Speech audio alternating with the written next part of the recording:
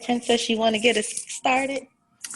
Good morning, everyone, and we want to welcome you to a very special session of our General Conference webinar classes that we've been having for the Connection on Young Adult Ministry. It's a beautiful Saturday morning. We're here at the Meadowview Resort with the Women's Missionary Council and their 100th celebration with Dr. Piggies. And today our very, very special guest will be the head of the CME Church, our very own Senior Bishop L.L. Reddick from the 8th Episcopal District. Joining him and I will be Amina, our president, as well. And today our topic of discussion is going to be the General Conference, the history and the purpose as it concerns young adults. At this time, I'm going to turn over to Amina so she can get us kicked off. Hi, everyone. I'm so excited to be speaking with all of you today, and also for us to have our senior bishop in the house sharing with us some information about General Conference, just some of the general views of General Conference, and also just moving forward as young adults, things that are important for us to know as we are moving together. And so we're going to, we have a couple people, we're also all in community, so you may see a couple people coming in and out just because the young adults are extremely excited about being here to learn. And so we have a partial live audience today. It seems, don't get any more nervous, Bishop. It's just a couple people who walked in the door. Okay. But without any further ado, I don't want to keep the conversation long. I want us to go ahead and be able to jump right in. So we'll be asking a few of the questions. And of course, if you have any backup questions you all want to ask at any point, put them in the Facebook group, put them in the chat, put them in the Google Classroom, and we'll make sure to get them to Bishop and even to follow back up with them at some point later. So Princess, I'm going to now turn it over to you to present our current senior bishop. So, Bishop Lawrence L. Reddick is here to give us some information on the General Conference. Bishop Reddick, are you ready? I am as ready as I'm going to be. Okay, Bishop Reddick, I'm actually going to give you a question to get us kicked off in this. Can you tell us, what does the General Conference in its entirety mean for the CME Church? I believe the General Conference means, in terms of its purpose, the General Conference helps set the vision for the church for another 4 years. The General Conference will elect leadership for the church connectionally for the next 4 years. But it also enacts, I'm going to say first, procedures for the church. A lot of that ends up in the Book of Discipline because of what we call legislation. But it may not all be legislation. Sometimes it's processes that tell us what we will or will not do. And sometimes about what the General Conference does not do, it also makes a statement about our processes. Does that answer your question? It answers my question, but for those who have never been to a General Conference, I'm going to ask you to just dumb it down just a little bit and tell us what it is. Dumb it down just a little bit. Pray first. Pray first. The General Conference is not a comfortable place for novices. It's not a comfortable place for people who find church conference uncomfortable. The General Conference is a place where you might hear us fighting passionately about issues. But it is the place where whatever we decide we as members believe the CME Church ought to be, we fight for those things that we think are important. I hope I'm saying this clear enough. I am a bishop. I would not be a bishop without the General Conference. There will be delegates from every region, or as we used to call them, annual conferences in the church. There will be delegates from the United States, all parts of Africa, and the Caribbean countries of Haiti and Jamaica. And in that setting, at some point, every member of the CME Church, every member, has the right to send a resolution to say, I want to change this. A few minutes ago, we were talking, a couple of us were talking, and we mentioned the role, for example, of junior students. Well, it's interesting that that conversation came up at breakfast before I got here and when I got here, because the gentleman I was speaking to was talking about his daughter being a junior steward. And my answer was, whatever that is, because there's no such thing in the discipline as a junior steward. That was an old practice, but nobody has presented that legislation to make that office. So the General Conference could hear from any member of any church. I think we need as a church to do X. We need a new office of, let me say, service to persons in caregiving ministries. You could do that and it could become a policy for the whole denomination. You could vote to change many of our precious traditions. The General Conference can do it. Now you have to help me, Ms. Princess Woods. No, you're doing wonderful, Bishop, because we have had a class on resolutions, and we did do a class prior to the resolution due date about how to make those changes in the church. Okay. And in your experience in General Conference, can you give us maybe this change that sticks out in your mind that happened and went through the legislative process at General Conference? As you were talking, I'm going to talk first about the change that did not stick. It did not happen. But a lot of people listening might empathize with what was presented. As a bishop, when I visited a certain church and I responded with the members, and not responded as we conversed, I knew they loved their pastor. 2 years later, I moved that pastor. And one of the members of that congregation, and she was a young adult, sent a resolution to the General Conference to establish a kind of committee that would speak to the bishop and tell the bishop whether the church needed their pastor more. It's very similar to what the United Methodists called a pastor-parish relations committee. That was not voted as approved by the General Conference. Something that was approved. The organization you now know as the Minister Spouses, Widows, and Widowers Department, that was approved by General Conference vote. Until that time, the Minister Spouses were, and I'm using language that's archaic, they were a spoke in the missionary wheel. It's archaic if you're not a part of the missionaries. But the missionaries traditionally had a large wheel in which you would see different organizations that were a part of the missionaries. And one of those groups was the Minister Spouses.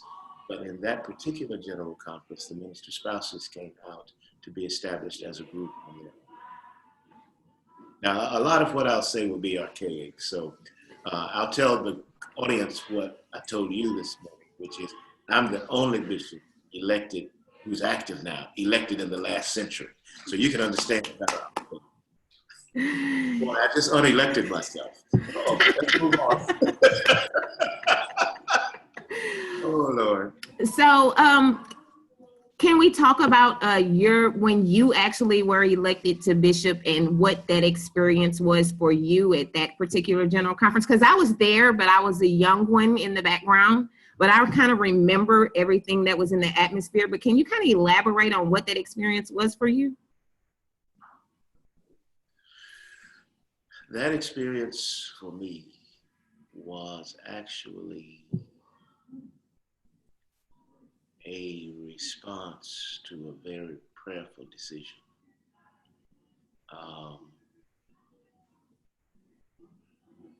As a young person growing up in the church, in my teens and my 20s and my 30s, there was a time I said, I want to be bishop. There also came a time when I did not want to be. And I remember a person who challenged me to pray about being a candidate for bishop in 1994. And I laughed at that person and told him that was not my plan, that I had planned to be a candidate in 1998.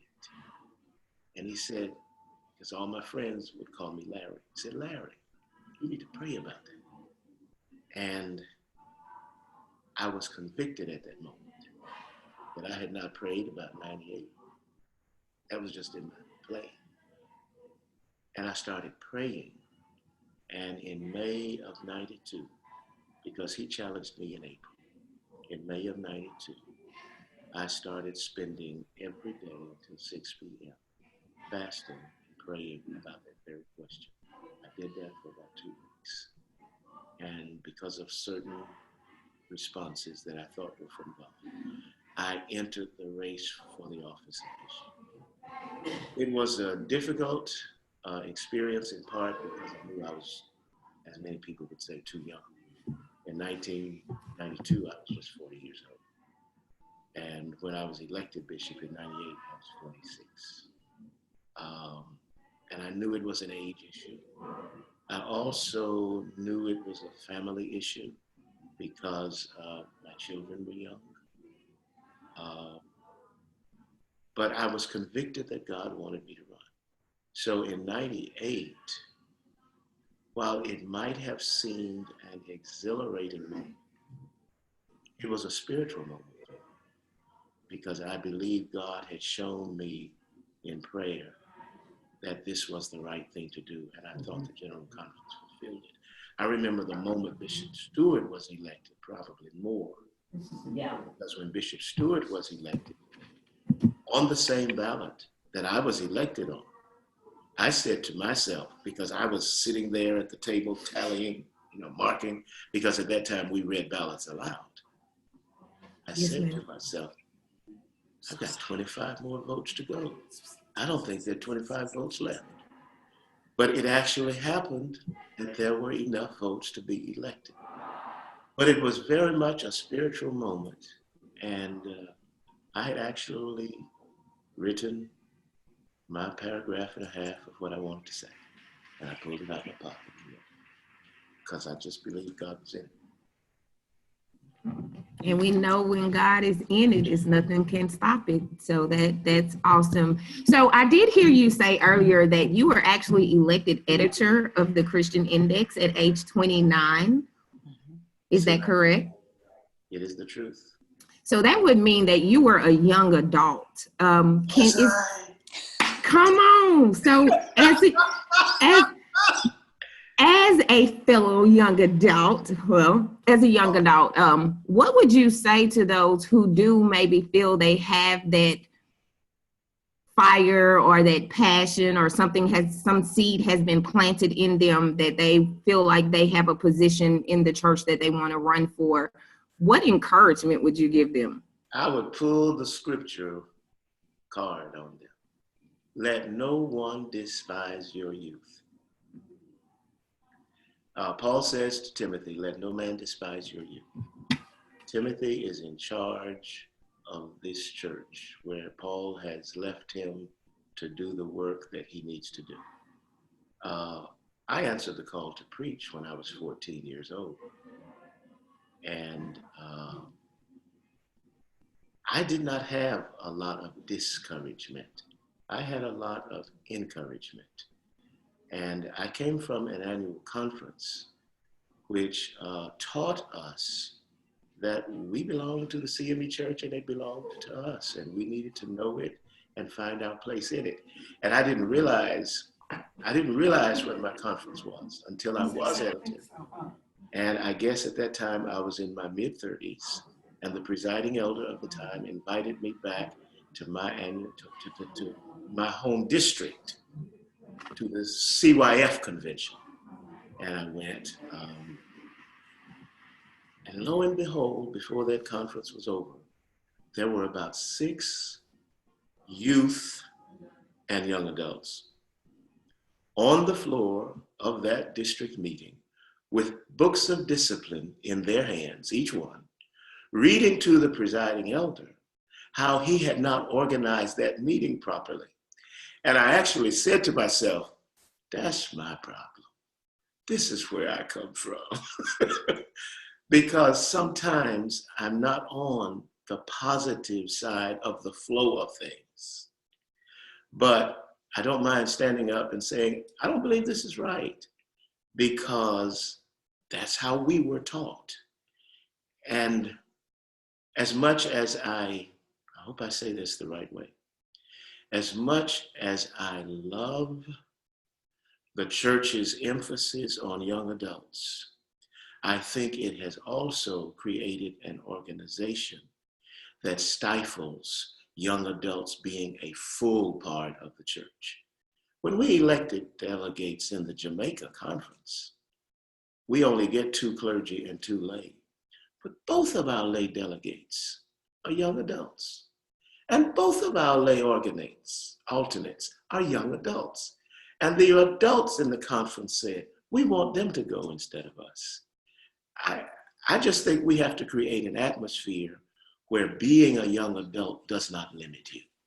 And I think you help create that atmosphere by making the relationships in your local churches and in your districts and your annual conferences by your presence.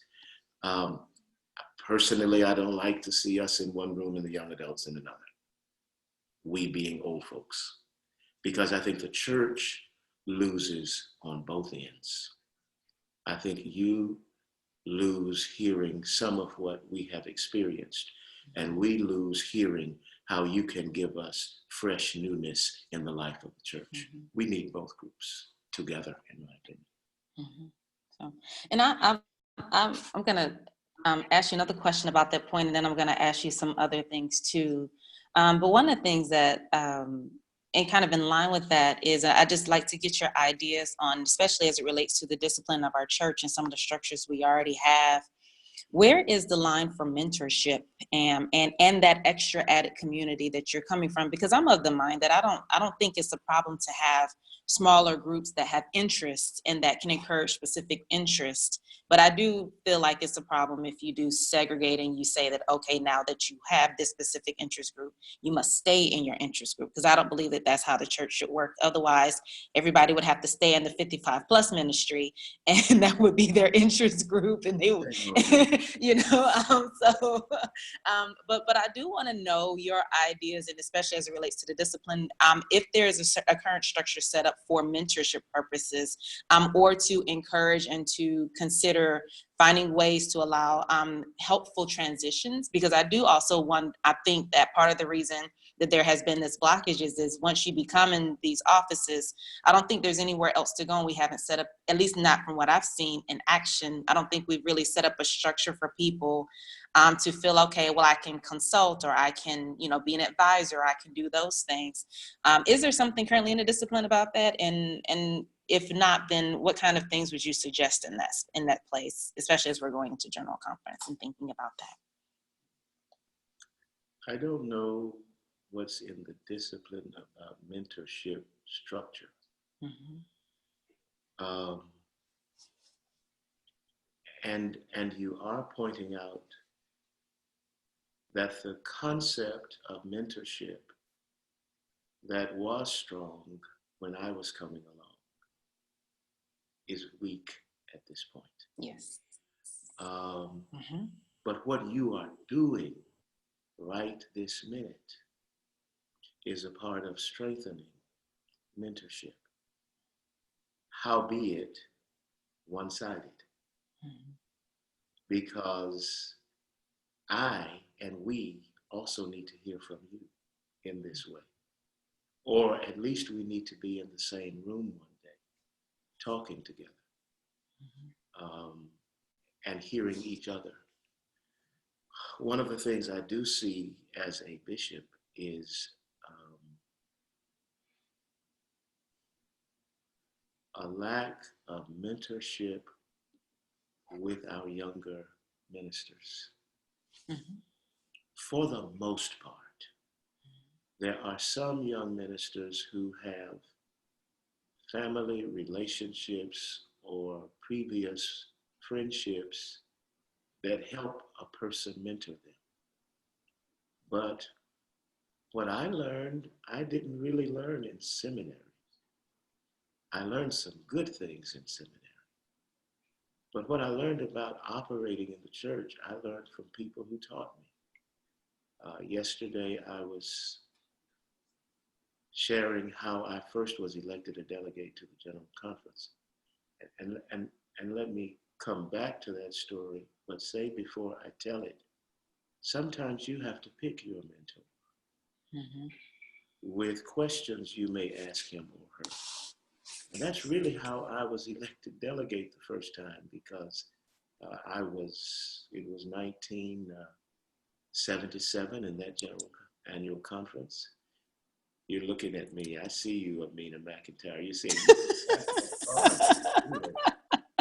but it was 1977. I was in North Carolina in the Carolina Conference. We were electing delegates that year.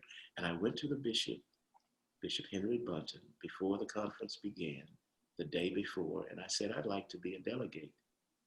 May I run? And will you help me? And he told me, you can run. He said, and Bishop Bunton was, for me, a person who gave me straight answers. He said, you can run, but there are some people in the conference who I owe for support more than you, and I will give them support, but you can run.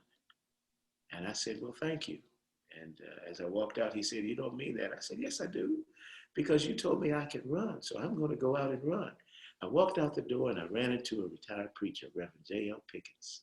And I said, Reverend Pickens, I'm 25.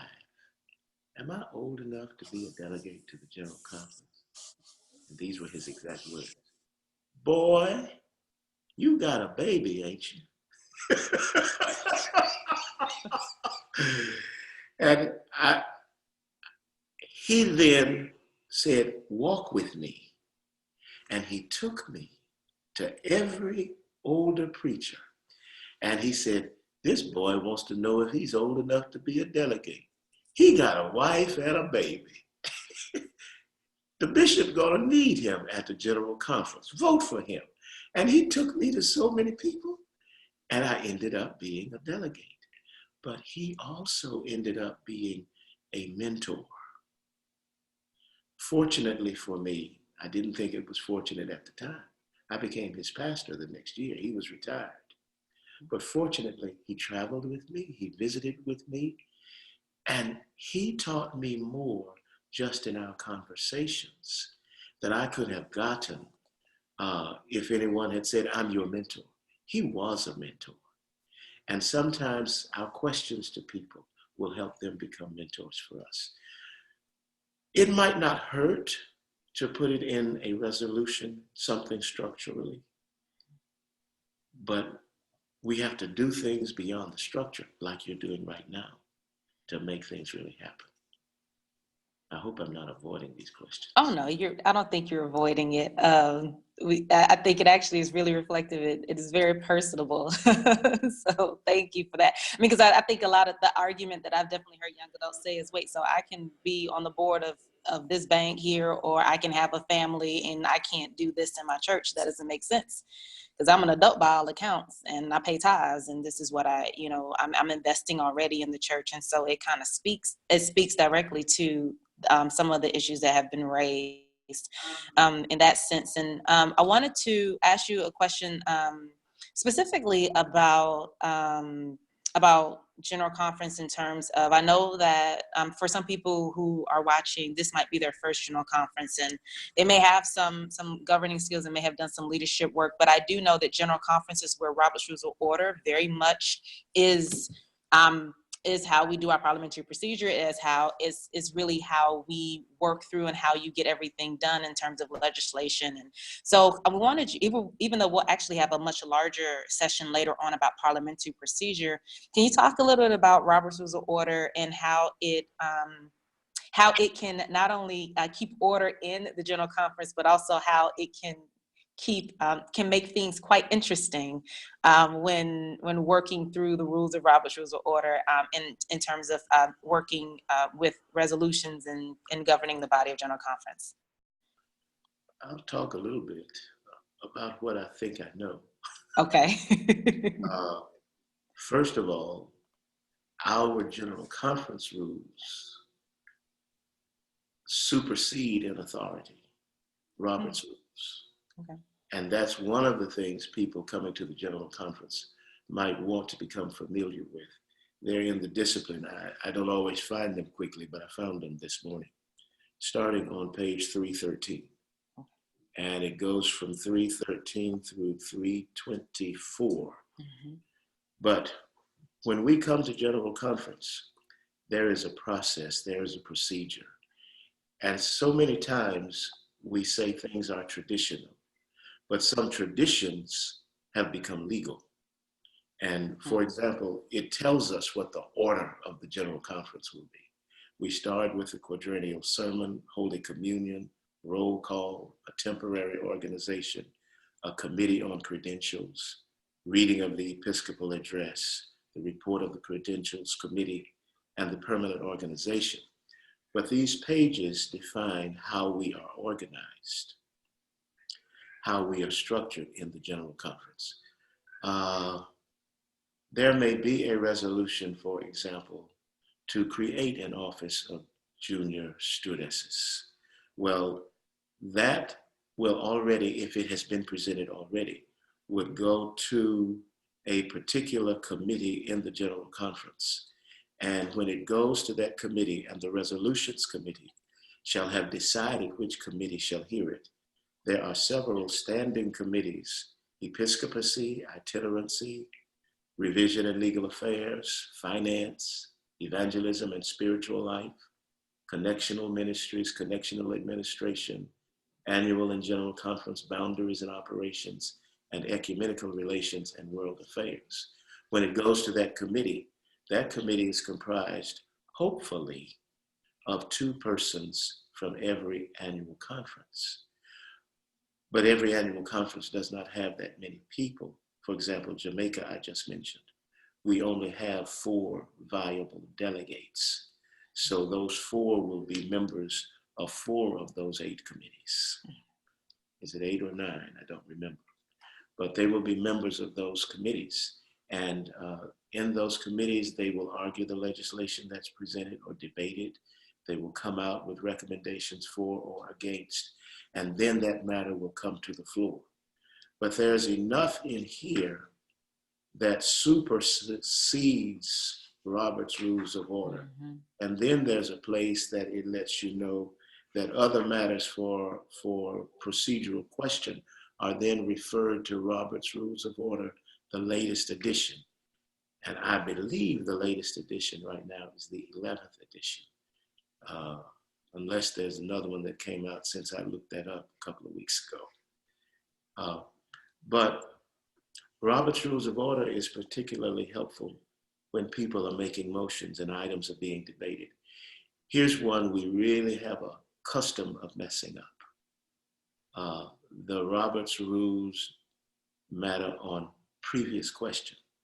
Sometimes we are in debate and somebody yells out, "Previous question!" And they think they have just stopped debate. But previous question is a motion that has to be seconded. And then we have to vote on the previous question. That is, whether or not we are going to stop debate. That's the motion then. But some people think the motion is the motion that was on the floor. So Roberts plays a part, especially in matters of our emotions and how we disseminate, that's not the word, no, how we discard, thank you, of that motion. Some motions are debatable, some are not. I mean, if you have a motion to adjourn, I don't think that motion is debatable. You either vote it up or you vote it down. But there are, and see, I've got to sharpen up on this before I get to Birmingham, don't I? And I plan to. But there's a lot of this sometimes in the head, and it's not in the head. I find it helpful when I have a chart in front of me that answers that kind of question, because it's not something many of us who do not do parliamentary procedure on a regular basis have in our heads. But the first place any delegate ought to look, if they're coming for the first time, even if you're not a delegate and you want to follow it, go to page 313 in your discipline and look at the rules of the General Conference. It speaks to items such as how often a person can speak to a particular question.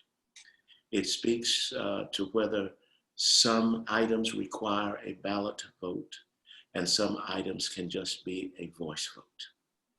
But those are in your General Conference rules. Okay. Awesome. See, I keep asking myself if I'm answering. I should know enough now to just say, if she didn't ask another question, boy, move on.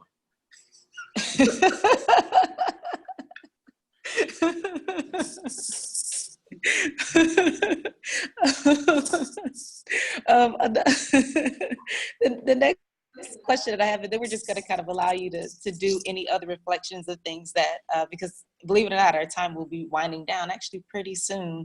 And so I want to make sure that we've gotten everything in here that you might want to say, or even some other things that may not, that you want to come up. I want us to talk a little bit more. We did speak on this some, but I do know, for example, even in like the 60th fiscal district, a third of our delegation is young adult this year. And it was very specific to having, making sure that there were some new delegates, the first-time delegates, as well as persons who were, I guess, as they put it nicely, who will actually be around to see the changes implemented that they voted upon in the church. And so I'm wondering, especially as persons who are younger, who are going in, I guess my biggest question is, what advice would you give people coming into it, and what other things would you say in terms of be preparing for the week, and also just making sure to kind of keep themselves encouraged throughout the process of the week? Because the days, I know the days start very early and they end very late. And it can be, and there's a lot to cover. And we're only doing it in 7 days this year instead of 10. And so what advice would you give, and what would you encourage young adults to think about as they're coming in? Mm-hmm. When I said pray first, I was serious. Because we don't all come from a place where we see the church with what we call politics. For me, politics is not a bad word. Politics for me means the people working together to come to consensus. And we will be disagreeing a lot. But where we come to in the end should not break us apart. Pray much. The second thing is read the whole book of discipline, because what you will be voting on will be related to other parts of the discipline you might not work on every day. Perhaps you've never read the social creed. Well, one of the resolutions I've seen is a revision of the social creed. Mm-hmm. So certainly you ought to be familiar with the old one before you look for a new one. That same thing in terms of church structures. Know what the old is as you talk about new. A third thing I would say is on the lighter side and yet not light, make some friends. Make some friends. There will be people there who, like you, may be new or second-time delegates, who may have many of the anxieties you have. Or there may be people like you who back home are wrestling with many of the same issues, and they're not all age-related. Make some friends. Get to hear other people. The other thing I would say, though, and it's a burden that I put on you, we only do this once every 4 years. What we do determines where we will be talking 4 years from now. We can say that we did not like some things the church did, but whatever we do, we did. There are some things the General Conference has done since I have been bishop, before I was bishop, I did not agree with. But I hope what people do not see in my administration is showing what I don't agree with. Uh, um, because once the General Conference does it, in my mind, that's my obligation to move forward with. So you have a great responsibility to help decide what the church will be in the future. It only happens once every 4 years. Make good use of it. I don't know what else to say. Okay. All right. And just the last follow-up is for those of us who, well, I'm a delegate, but I know there's so many young adults who might be attending who are not delegates. Mm-hmm.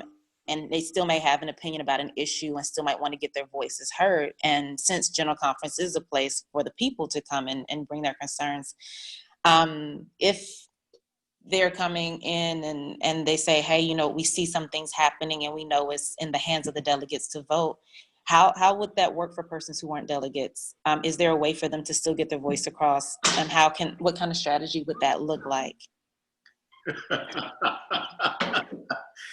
Okay, I'll show my age.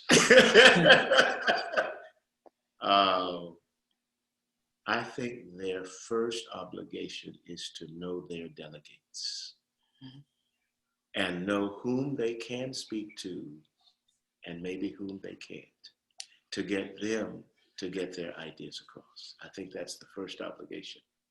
Every now and then, the General Conference will vote to allow a person to speak.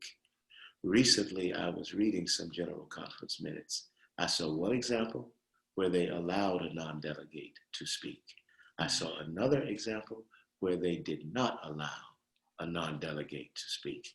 It's a rare thing, I think, for them to allow a non-delegate to speak. I think the important thing is to know who you can talk to. And it may not even be your own delegate. It may be a friend in another delegation who can hear you and will bring that issue forward. And one last thing about that. Most things are really done in committee. When that committee meets until 11 p.m., until midnight, and it's going through these issues, a lot of what they will bring will be a motion of non-concurrence, which means this resolution, we don't believe it should happen. And generally, the General Conference just says, I move we concur with the committee, and we go on. And sometimes people don't even know what we voted non-concurrence to. So it's really in the committee that most issues have to be argued. Okay. Awesome. Those are all the questions I have. Princess, you have any other questions? I do not. I think this has been very informative. Thank you, Bishop Reddick, for all of the advice and information that you've given us.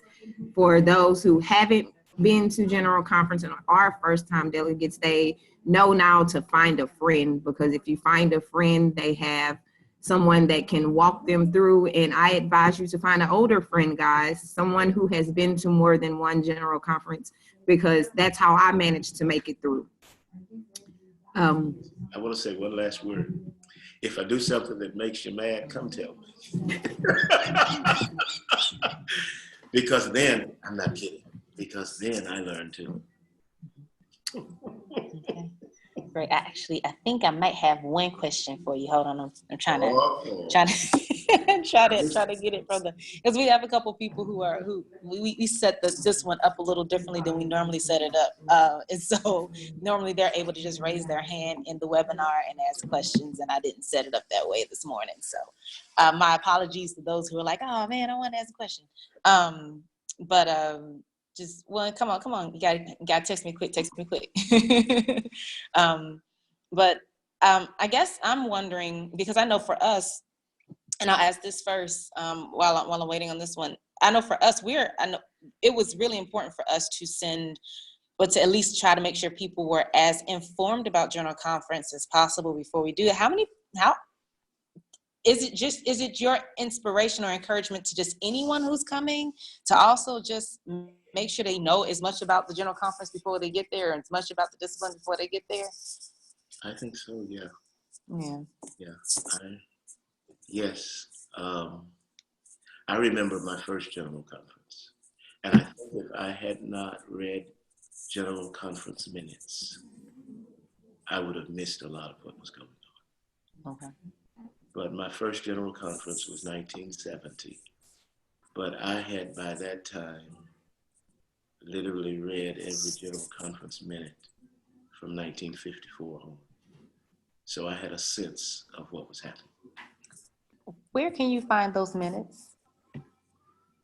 Well, I find mine upstairs in my house.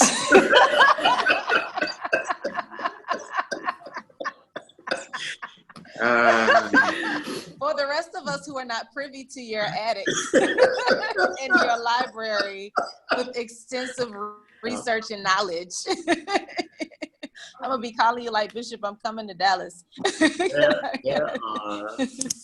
There are some seminary libraries that would have access to some General Conference minutes. Okay. I spent that time of my life kind of tracking down minutes and would drive to certain libraries and visit, like the CME College libraries. Seem to always have some General Conference minutes. You might still be able to get minutes from the last General Conference from the Department of Publications if you would ask. Right. But that's where I found minutes. Okay. We'll be calling Dr. Lewis today, and we sure will. So I was like, 1954 is a long time to read back to. And I brought a few with me. Oh, great. Almost any time you see me at a meeting, I have some minutes with me. Okay. I was going to ask you a question, but I ain't going to ask you that live. I want people to. Well, I do, because sometimes when the College of Bishops, for example, is meeting, we're dealing with some issues that sometimes it's good to research and say, this is what happened when. Okay. And I do have two small questions. One, where do you think about adults, people being in roles for a long time? So do you feel as if there should be a limit to how long someone is in a specific position? For example, there are delegates who have been delegates for at least the past 30 years. How do you feel about capping the length of time people can be in a specific role?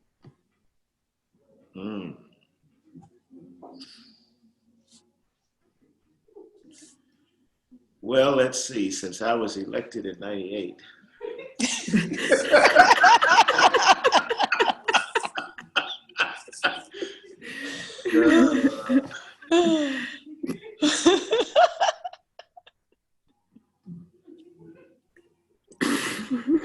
I guess I'm on both sides of that question. Because I think when we say persons are elected for a certain period of time, we elect general officers for periods of 4 years, but they can be re-elected. We elect judicial council members for periods of 8 years, but they can be re-elected. We elect bishops until they reach retirement age.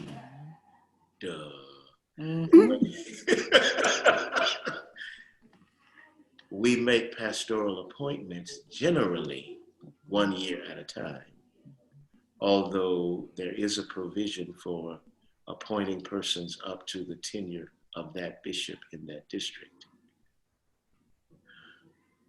I think the general 1 year provision helps us decide that people who serve well can continue if they are serving well.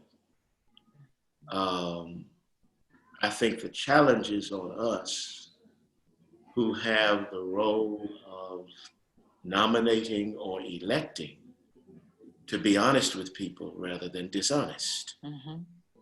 I can think of some people who have served 8 general conferences, but if their conference chooses to still elect them, that's their conference's right. Mm-hmm. My favorite story, I probably don't have time to tell, but it's when my daddy wanted to go and to the general conference one last time, and I'm telling it anyway. But it was my sister who challenged him Mm-hmm. when she said, you should help someone young to go. He said, the young ones are not ready. And she said, well, shame on you if the young ones are not ready. It was your job to make them ready. Mm-hmm. So you might want to challenge some of the persons who keep going with that. We do have a time limit on the time a bishop can serve a particular Episcopal district of 12 years. Right. But his or her tenure until they reach the General Conference nears their 74th birthday. I'm getting there.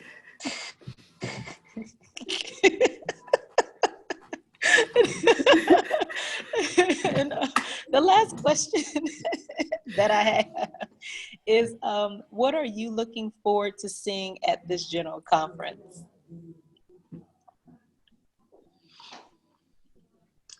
What I'm looking forward to seeing is a church with many divergent opinions, coming to a point of saying, we have made our decisions about them. Let us move forward together. That's what I'm looking forward to. Because there is, I think, to be honest, some restlessness about many issues. Mm-hmm. And some are regional, but some are connectional. Mm-hmm. Some are issues that some people can take this way or the other. It's not so important. But there are others that people are passionately divided about. Mm-hmm. And I pray it will result in a time for us to put the issues before us, deal with them, and move forward. I'm looking forward to us being a church together. Mm-hmm. And I think you, as a connectional young adult ministry, are pivotal in this process with these pre-general conference, Google Classrooms. I really do. I'm going to go back and look at as many as I can. When you can, at the end of the day, thank God you made it through the day and laugh at something that happened. Mm-hmm. I think God is helping us mature together in God's church. And it is God's church. Indeed it is. So I don't have any other questions. I'm going to turn it back over to Princess. You have any others? I do not. Bishop Reddick is awesome. Awesome. I don't have anything. I don't even know what to say because that was like perfect.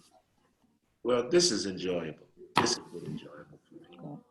You want me to come back tomorrow? Yes. Sure, come on. What you want to talk about? Thank you very much. And thank you, Bishop Reddick, for allowing us to see. We get to see you standing in the front as our chief, but we don't get to see the lighter side of you on a regular basis. And this, in fact, gives those who don't know you or haven't had an encounter with you to see that we really do have a down-to-earth, cool senior bishop. I'm feeling it. Well, thank you very much. I'm all the way down. Thank you. Thank you, Bishop. Okay. I like my coffee too. Thank you, Thomas, for talking.